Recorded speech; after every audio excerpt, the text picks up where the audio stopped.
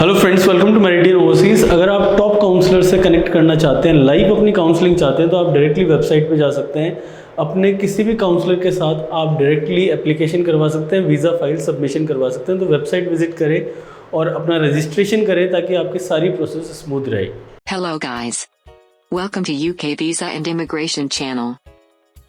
Please subscribe to our channel for more latest and useful videos. Medical students are demanding their schools include the climate crisis as a core component of the curriculum, as the intensifying climate emergency highlights the corresponding health crisis. Hannah Chase, a final-year medical student at Oxford, said the sense of urgency hit home recently when a fellow student confessed they didn't believe in climate change. "It just shows that we make such assumptions," said Chase. "It's needed, this education." Extreme weather events, including heat waves, wildfires, floods, storms and droughts, are increasing in frequency and intensity, widening existing health inequalities, traumatizing victims and precipitating the loss of food security, homes and livelihoods.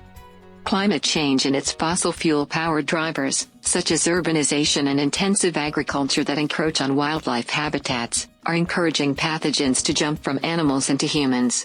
Meanwhile, anxiety about the fate of the Earth is affecting mental health, especially in the young.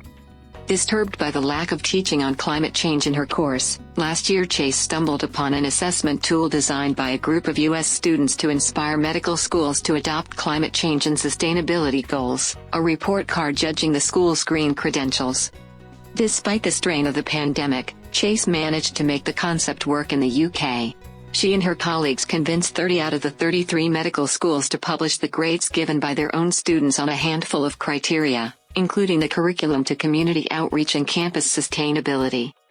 The findings were stark. The scores given for the incorporation of climate change and sustainability in the medical school curriculums ranged from 7% to 74%. "There are some medical schools that don't even really teach it as an elective," she said. The majority of schools scored an overall C or thereabouts, suggesting that more focus on climate change and sustainability would be welcome. Keele University in Staffordshire topped the list with a B, while Cardiff Medical School came bottom with an F+ grade. "The scorecards have sparked some change in curriculums," she said, noting that at Oxford, for instance, classes on the subject are planned for first and second-year medical students beginning in 2022. By taking the Hippocratic Oath, health workers pledge to protect life, and therefore there is a duty of care to patients to discuss the health effects of climate change, said Ali Rowe, former mental health nurse and climate health activist. "What we need is mandatory training for health professionals. It can't be optional anymore. We can't have people on medical courses who don't think the climate crisis is a thing. How can we educate the public if we don't have that level of understanding? And the focus can't just be on medical students. The gravity of the health effects of this crisis needs to be highlighted to the current workforce as part of postgraduate and professional education," said Dr. Chris Newman, an NHS GP and co-founder of Doctors for Extinction Rebellion. "Right now, there is barely any training available, and even this is entirely optional and not easily accessible," he noted.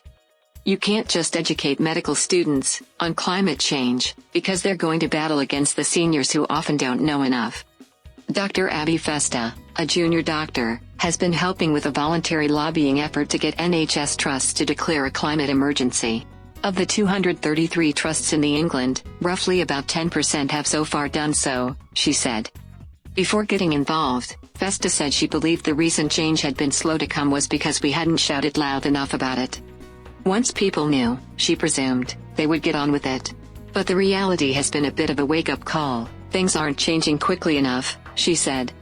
Polls suggest that nurses and doctors are seen as the most trustworthy professions in the UK. "If you had every NHS worker informed fully on how bad climate change is," said Newman, "it would really help move things on a political level, just because I think people wouldn't stand for it."